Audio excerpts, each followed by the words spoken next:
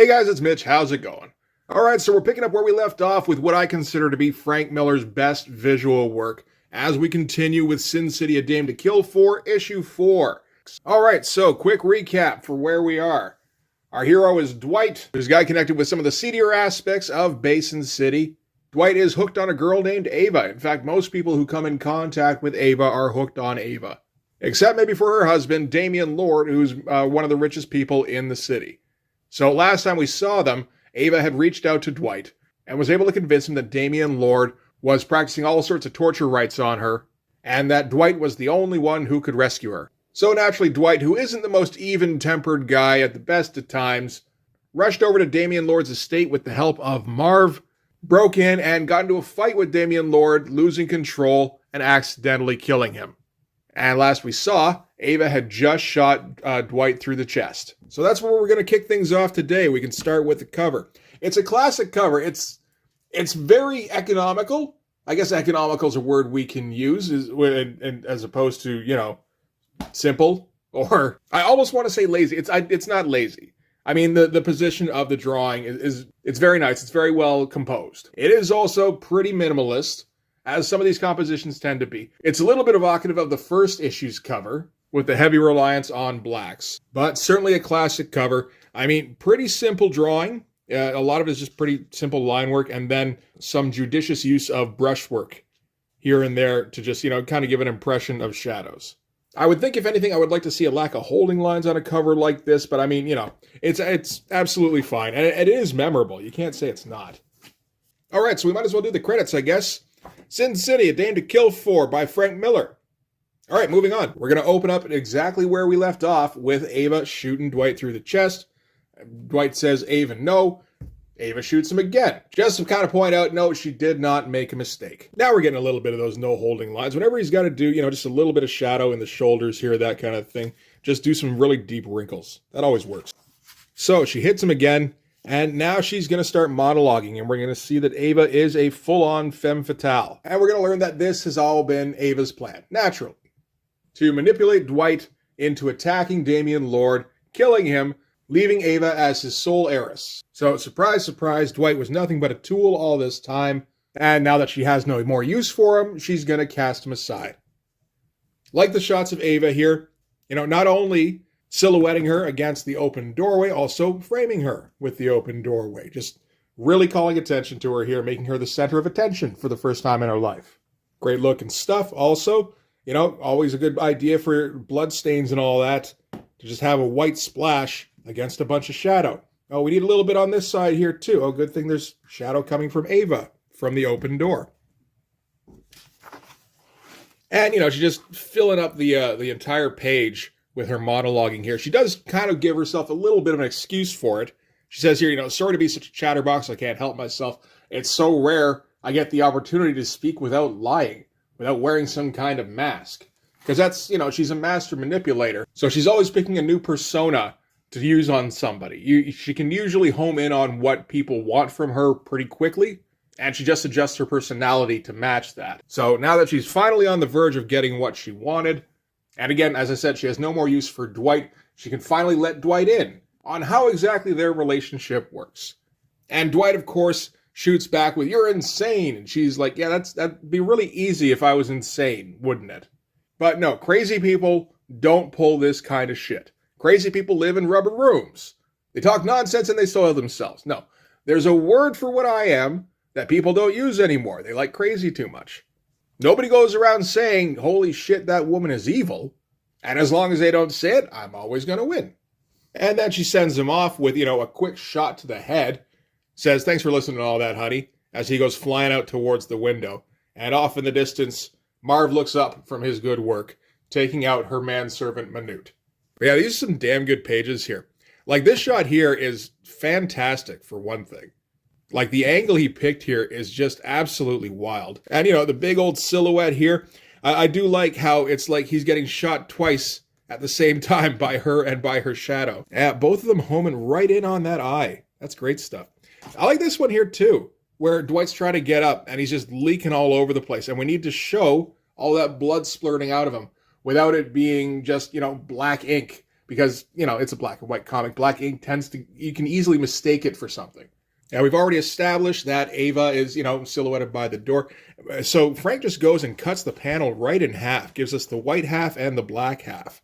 Largely keeps Ava in silhouette, and then lets Dwight be largely a white figure with, you know, some brushstroke shadowing, but not a ton, so that he can get that spurting blood everywhere. That's really cool shit. All right, so as Dwight is going through the window here, Ava takes another shot at him. I think she maybe hits him. That seems to be what that particular splatter is. Dwight goes crashing through the window, bounces off the little roof here. I do enjoy this bit quite a bit. As Marv, you know, he heard the gunshot, ran towards it, sees Dwight falling, gets ready to catch him, and doesn't quite make it. Just for a little extra impact on the way out. Ava takes a couple more shots from the window, but as she did explain when she was, you know, shooting Dwight at point blank range, she's not a very good shot with this thing, so she doesn't come particularly close. Marv is able to scoop Dwight up and race him off. Always good movement when Frank does these kind of shots where, you know, Dwight's falling out the window, then bouncing off the roof. That's great shit. Also nice to have the almost completely white panel, you know, with just a little bit of line work, a little bit of brush shadow work, and then the silhouetted hand holding the gun to really pop it out. So as Marv speeds Dwight away, that's 6 shots for Ava, so she's all out of ammo now. Wild angle to pick here. Doesn't look 100% right, but I mean, it doesn't really matter. All you need to see is window, Ava, Marv, and Dwight. So with Dwight still living, at least for now, Ava's a little pissed off, but she quickly gets over it. I mean, obviously, this was done by Dwight. It's not even like she has to pin it on him. He actually killed her husband. He's been shot 3 or 4 times. All she has to do is call the police, and he's going to be the subject of a manhunt, assuming that he even lives. Now, we got an interesting bit here before she calls the police where she rehearses what she brainstorms what she's going to say to them. And she particularly likes the phrase, "there was blood everywhere," which she is going to repeat like 3 or 4 times because Frank Miller's writing this thing and Frank Miller likes his repetition. And yeah, creepy shot here with, you know, her husband's dead body, her like lying next to it, kicking her feet up like a schoolgirl, making her anguished police call. I'm not 100% sure about the choice for the blow up on Damian Lord here.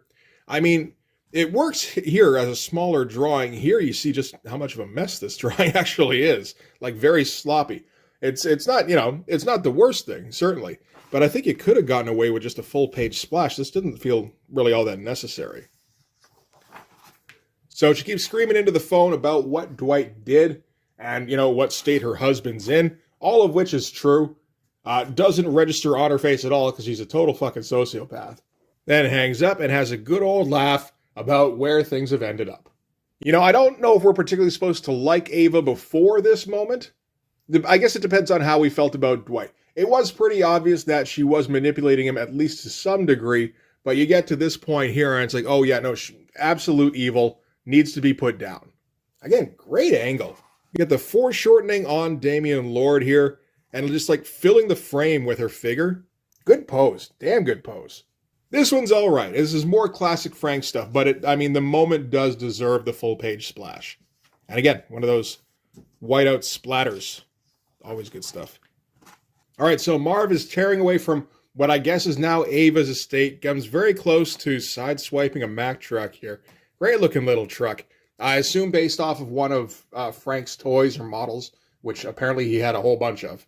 Yeah, no, that thing looks great. But anyway, Marv has stolen a car from Dorian's place.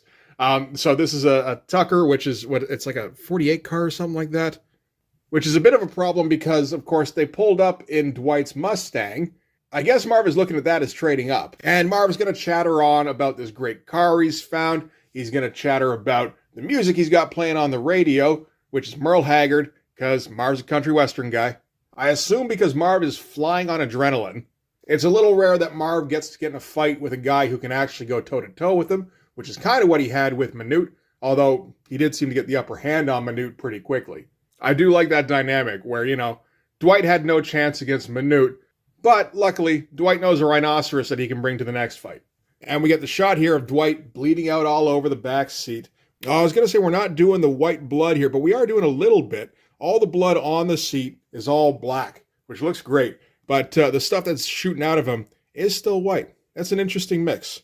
And Dwight's having to just hold on to himself, try and cover his wounds with his hands so he doesn't bleed out before they get somewhere where he can get patched up a little bit.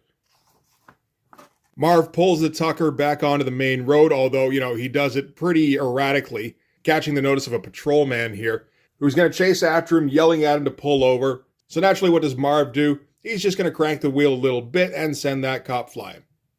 Meanwhile, he's talking with Dwight, like he can't stop talking. He's talking about Merle Haggard and country music. He's still going on about that. He's talking about how Dwight was lucky that Ava only had a .32 and she didn't shoot him with a real gun. Fun looking stuff. Probably not fun to draw that motorcycle, but the shit with the dirt cloud as he screeches onto the road here, that's just great cartooning. And I love the way he draws Marv, just gets in there more with the brush, gives him like deeper crags in his skin, just like kind of gives him a messed up complexion. So anyway, Marv's talking about how he's going to take Dwight to his buddy who usually patches him up because, he's gotten in a fight or two. And Dwight's like, no, you got to take me to Oldtown. Marv's like, you know what? I've been where you are right now a couple of times. You're not making it to Oldtown. We're about 20 minutes away from Oldtown. You're not lasting 10. To which Dwight replies, no, I'm going to last. I got too much to do to die now. And that's a pretty spectacular shot. I'm thinking of making that the thumbnail. But yeah, Dwight is a mess. That's an interesting way to just draw a messed up looking dude. Because what happened to Dwight? He got shot 3-4 times, went through a plate glass window, smashed off the ground. He's about as pulped up as you can get. Look at these brush strokes, eh? Just attacking the page with ink there. That's great stuff. These strokes around the eye here look like almost improvised. Because I gotta wonder how much penciling Frank really does. Because he does do, of course, the writing, the penciling, the inking, and the lettering. So I know from personal experience, at least, as a penciler inker, you don't necessarily do full pencils. Particularly if you're a bit of a noodler. Because you want to try and make shit up as you go. You want to try and keep your lines fresh.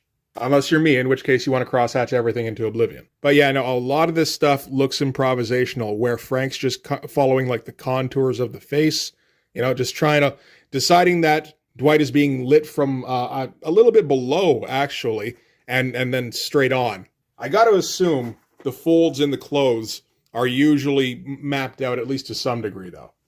So anyway, from there, we're going to cut back to Damian Lord's estate, or what was Damian Lord's estate, as Ava has to fill in the police about what happened there tonight. And, she's going to tell him basically exactly what happened. Dwight broke into the place. He got crazy. He got in a fight with Damian Lord and ended up killing him. Ava grabbed a gun and started shooting, and he fell out the window. I mean, that's not incorrect in any kind of way. So we've got our detective here who she's telling the story to, and she's just all over him. She's hanging off his coat, telling him how Dwight went crazy. He's been stalking her ever since they broke up. He's insanely jealous. He keeps saying how he's going to do awful things to her. Pretty similar to the story she spun for Dwight about Damian Lord. And just kind of leaving an impression with the detective here. And as the two are leaving, the one guy, Bob, is like, so you're getting a piece of that, right? Because this is Sin City. Everybody's a piece of shit. And Mort here is like, I got a wife, Bob. It's like, yeah, how's she going to find out? What's the point of being a Sin City cop if you don't get to use any of the perks? All right, so back to Marv and Dwight in the Tucker, and it looks like the cops have found them.